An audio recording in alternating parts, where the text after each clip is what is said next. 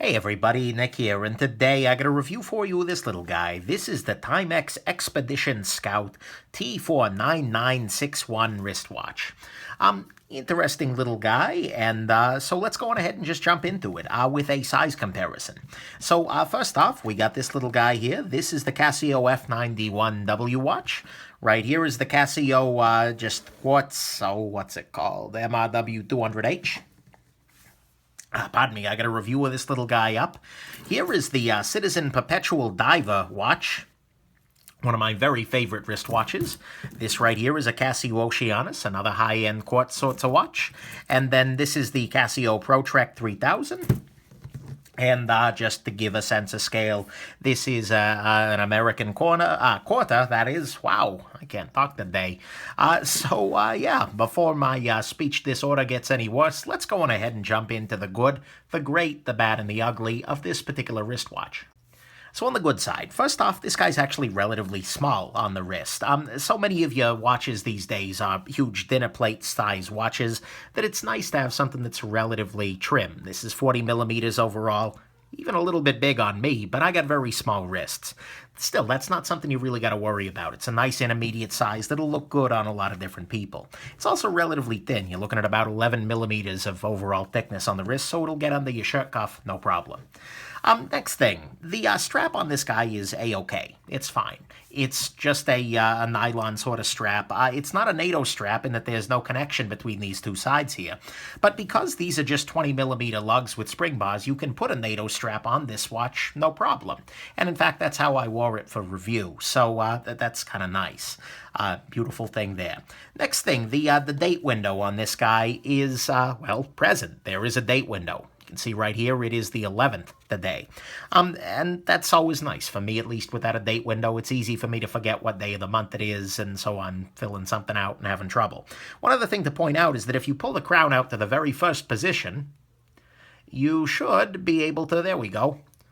See, I'll zoom in. You can change the date very, very quickly, which is handy if you are in a month that, for instance, only has 30 days, because this doesn't have a perpetual calendar, so you'll need to adjust it on the 30-day or 28-day months. So there you go. That's nice.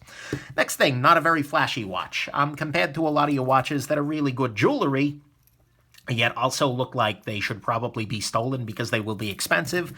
This is just a watch. Somebody will look at your wrist and never say anything else, just like, oh yeah, he's wearing a watch, no problem. So I like that very much. It's good for any situation where you don't want to, obviously display flashy jewelry, or frankly, or you just don't care to. So there you go. Next thing, though, if you do want to be a little flashier, is that you've got a lot of good color options on this guy. If you go to Timex's website, or even if you go to the Amazon, I got a link in the description if you want to support the channel. But you can see that there were a bunch of different options. You can get leather straps, you can get different color second hands, you can get all kinds of different things in the same basic style. So if you're looking at this watch and thinking, well, yeah, but this color scheme, there were other ones available. So there you go. This is just the one I happened to choose. Next thing, the accuracy, next thing is that the case is made of metal, which is good. A lot of your inexpensive watches tend to be plastic, and plastic is, well, not always so fantastic. So I prefer a metal case watch. It adds a little bit more weight to the wrist, which feels nice, and it adds a little bit more durability to it. And so I like very much that the case of this guy is some variety of metal. They say that the back is stainless steel. They don't make any claims about the rest of it, but so far it seems fine. So no big concern there. Now we can talk about the accuracy. To give you a sense, most quartz watches promise something between 10 and 15 seconds a month that they will be off. Meaning if you let the watch run for a month and you set it to atomic time at the start, at the end of the month it'll probably be about 15 seconds off. This guy is running, it's losing about 8 seconds a month, which means it's running a little bit slowly. Pardon me. So that means it's right in the middle of the pack in terms of quartz. Relative to mechanical watches, this is doing really good. A lot of mechanical watches use the high-end, use the COSC spec, which means they lose up to 2 seconds a day, not a month, a day, or they gain up to 4. This is losing 8 seconds a month. So this is going to be way more accurate than most of your Rolexes, your Pateks, things like that out there. It's just a fact of life with quartz, but a lot of people don't know that. good thing to know. Then finally, on the good side, this guy's $30, and that's not bad at all. That's pretty nice, in fact, for a metal case watch with a date. You can't really argue too hard with $30. And at the end of the day, if something happens to it, it does get lost or stolen or injured or destroyed, you're out $30 and you can probably buy another one. So that's what's good about this guy. It's $30. It's pretty accurate. The case is metal. You got a bunch of different color options. It's not so flashy. The date window is present and it's got a quick set to it. The strap is fine and the size is good. Let's talk about what's great about this watch. So what's great about this watch is the Indiglow feature. You can see they're advertising Indiglow down here. But basically what that means is that if you press in on the crown from the early stage, it actually lights up. Let's see if you can see it on the camera here. You can just barely see it, but see the background is getting a little bit lighter. That's because there is an Indiglow. There's a little bit of a glowing material that lights up behind the watch. We're going to go ahead and cut to my secret nighttime testing lab so you can see that in the dock. So let's go there. Greetings from the secret nighttime testing lab, or also known as the floor of my bathroom. Right here we have over here the Casio Oceanus. Right here we have the Timex Expedition. And over here we've got the Citizen Professional Eco Drive Perpetual, that is, Diver. And so we can see that the lume on the Timex in the middle there is not so impressive. However, if I reach over here and I pinch the crown, Indiglow mode goes on. And watch this. Yeah, now you can read it pretty effectively. If I unpinch, it goes away, and then it comes back on. So anyways, that's how the Indiglow works, and there you go. Hope this was interesting. Let's get back to the review. See, that's kind of neat. And it's actually got some advantages over a conventional kind of glow-in-the-dark lume like you see on, like you saw on these other watches, or like you see this white substance in the hand there. In that, well, for instance, it doesn't matter whether the lume is charged or uncharged. You could be underground for 3 weeks as a mole person and hit the button, and it's still going to light up, no problem. And it also doesn't require adjusted eyes to read. The lume on these watches is pretty subtle. And so if you're just coming in from the outside and you suddenly need to read your watch, this will actually provide a lot more light than the lume will naturally. So you don't need adjusted eyes. And, so it's kind of a neat little feature. Personally, I do prefer a conventional passive lume, but I find that this works pretty nicely and that there's no real objection there. So that's kind of neat, and that's what's great about this watch, is it is offering something a little bit different than a lot of your lower-end watches, which generally just don't have good lume at all, and so you can't read them at night. So let's talk about the bad here. Okay, so on the bad side, first off, this is a $30 watch, so there's some things that you kind of expect in a $30 watch that still aren't so great. For instance, the second hand does not necessarily line up with the markers. In this case, it's kind of doing that, but it really will vary depending on where the second hand is, depending on the position of the watch. You can kind of see it as it goes down further on, going out of sync here. Not the end of the world, but it's actually pretty unusual that the second hand lines up exactly with the markers all the time. That's a higher-end sort of quartz feature. Next thing is the movement itself is missing some features. It doesn't have a quick change hour, which allows you to change the hour without moving the minutes and seconds, for instance, if you change time zones. It doesn't have any solar charging. It's no perpetual calendar. There's no radio control to it. But again, it's a $30 watch. You're not going to get those things at that price anyways. And then finally, the crystal on this guy is a mineral crystal. It's a flavor of glass, basically. Basically, that is. And that means it's going to scratch up a little bit more readily than sapphire or something like that. And so after some years, you're going to have a fair amount of scratching and wear on the crystal here. It's not the end of the world, and if it gets too bad, you buy another watch because you paid $30, but that is something to keep in mind. There are some things here that are a little bit unpleasant even given the price. For instance, the date on this guy is actually a little bit hard to read. It's fine if you kind of get up close to it, but from a distance, it's very, very, very small. And that's a little tough sometimes. It's also not lit up by the Indiglow feature, as you may or may not have noticed in the demo back there. So you're not going to be able to read the date at night, but that's also the case on most watches that use a date window and conventional lume. So there you go.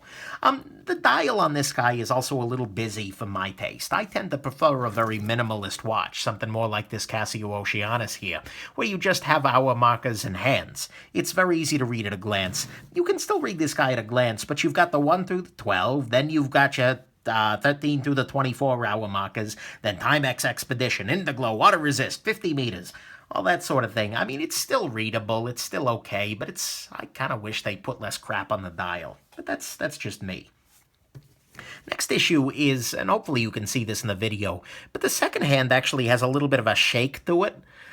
It doesn't just kind of stop. It kind of stops, stop. It's not terrible, but it does seem a little bit weird, and it seems a little bit cheap, especially if you're used to higher-end movements where the second hand is very precise. It hits exactly the marker, and it doesn't shake around much once it gets there. That's kind of weird, even compared to some other more inexpensive quartz. I mean, let's look at this little Casio guy next to it, and you don't see that kind of shake. This is a little bit unique and a little bit different. So there you go. Next thing that is actually getting to be a much bigger problem is that there is no crown guard on this watch. For instance, if you see on this watch here, there is actually there's a metal structure that prevents something from just whacking into the side of the crown. It kind of provides a ramp here. And same thing on this guy. There's a ramp that means if something hits the watch, it's actually going to bounce up away from the crown. On this guy, if something comes in from the side, it's just going to apply a lot of force right to the side of the crown, and that's a little bit tough. And in fact, some people on the Amazon review forums have been reporting that the crown is pretty easy to break off entirely. And that's no good. This is not a screw-down crown, so it doesn't have that sort of robustness, and the lack of a crown guard there makes it a little bit tougher. Not the end of the world, but it is something to keep in mind. The conventional lume, you can see that there is actually lume on the hands here, but nowhere else on the dial is pretty iffy. You saw that in the nighttime video with the Indiglo, but it's not very good, and it'll fade very, very quickly. So if you're reading this guy at night, you are going to be depending on the Indiglo feature, but luckily that works okay. Next thing, this guy is water resistant, but it's only 50 meters water resistant. That's the level where you're probably okay swimming, or if it's raining, or if you're doing dishes, you get tossed into the pool, you're going to be fine. But still, vigorous swimming, or showering, or high pressure water could actually cause problems still.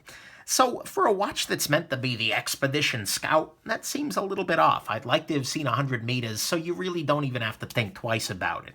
100 meters is good to go for anything but scuba diving, by and large. 50 meters has got a couple of more questions about it. And then finally, on the bad side, and this is borderline ugly, there is no low battery indicator on this watch. Most quartz watches, or at least most higher-end quartz watches, have some way of showing that the battery is low. So for instance, in the last day or week or whatever of battery life, usually it's a week, it'll start jumping 2 seconds every time the hand moves, rather than just one. And that indicates to you that, hey, the battery's getting low. You need to charge it if it's a solar sort of watch, just by putting it in the sun, or you need to get the battery swapped out. This guy has no such indicator. This watch could actually die in 10 minutes, and I am none the wiser. I have no way of knowing how good this battery is, except knowing when I bought the watch or when the last time I had the battery changed was. This is kind of ugly if you really might need to depend on your watch, especially because unlike a quartz watch with a solar panel built into it, you actually need to buy a battery and swap it in there or take it to a jeweler rather than just setting it in the window for a couple of minutes to get a better charge. So I don't like the lack of a low battery indicator. I think that's a little bit lazy, a little bit ugly, and I'd like to see that in the future because it's never good to have your watch stop completely unexpectedly. It's one advantage that mechanicals have. You always know that they're going to be running because if they're going to die, they'll do so slowly. So there you go. That's what's bad about this little guy. There's no low battery indicator. The water resistance is okay, but not what I'd like to see on something called Expedition. The lume on it is not great. The Indiglo makes up for it. The crown guard is missing entirely, and that's apparently a little dangerous. The second hand is pretty shaky. The dial's a bit busy. The date's a little hard to read. And then there's some other stuff that is a little disappointing in a higher-end watch, but is fine for $30. Let's talk about the ugly, because sadly there's a bit of ugly here. So on the ugly front, two things. First off, I've actually owned two of these guys. The first one I bought was a lemon. The date didn't change whatsoever, and the second hand was really rattly. This guy still has some shake to it, but the other one was, oh my god, incredibly rattly, which makes me think maybe it was injured in shipping, or maybe it was just a defective watch. Either way, I sent it back. I got a new one. This works better, but that's still indicative of some quality control issues. The second issue, I don't know if I'm going to be able to express to you, but what I'm going to do here is actually hold the watch up to the microphone.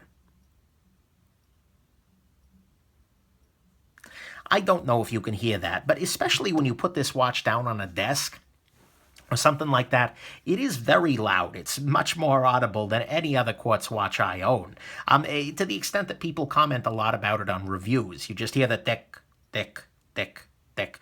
It's not a big problem, but especially if you hold it up to your ear or even close to your face, you can definitely hear it. So that is something you got to keep in mind. If you really like a silent watch, and for whatever reason, that is something I love, this is not going to be particularly quiet. So there you go. That's the ugly. My first one was a lemon, and the watch is kind of loud for a quartz watch. So there you go. Let's talk final conclusions. So I'm a bit of a watch snob. I like watches, and I like higher-end watches. Not your Patek Philippe and that whole affair, but just really nice watches and great watches. And this is not a great watch. It's missing a lot of the features that can make a quartz movement really interesting and compelling. It's missing things like radio sync, solar charging, perpetual calendar, really long life. Those sorts of things are great, but this doesn't have them. It's also not well enough made that you look down and smile. You don't think, oh, wow, look at the craftsmanship on this. No, it's relatively cheaply made. And it's not super robust either. It's not robust feeling enough that you can be super confident in it as a tool. Like, no matter what I do today, my watch is going to be just fine because it has no end-of-life indicators. You don't know when it's going to stop. It's got borderline water resistance. It's probably fine. I'm being dramatic there, but still. And there were questions about the long-term durability, particularly the crown and then of the crystal, because it's mineral.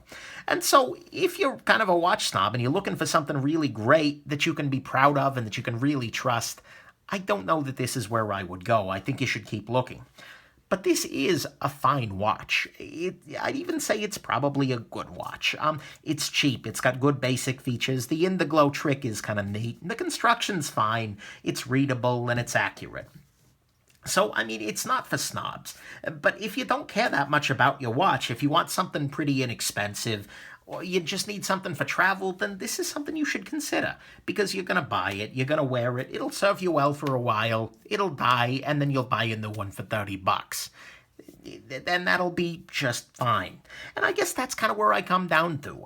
This watch, especially if you're a watch snob, is never going to be great. It's never going to blow you away. It's never going to be something you're passionately in love with. But the thing is, even if it's never going to be great, it will absolutely be good enough. And if that's what you're looking for, a watch that's good enough, this is a damn good choice. So there you go. Hope this was interesting, that you enjoyed watching this review, and that you had a good time. Okay, I should stop. And that you have yourselves an absolutely wonderful rest of your day. Bye now.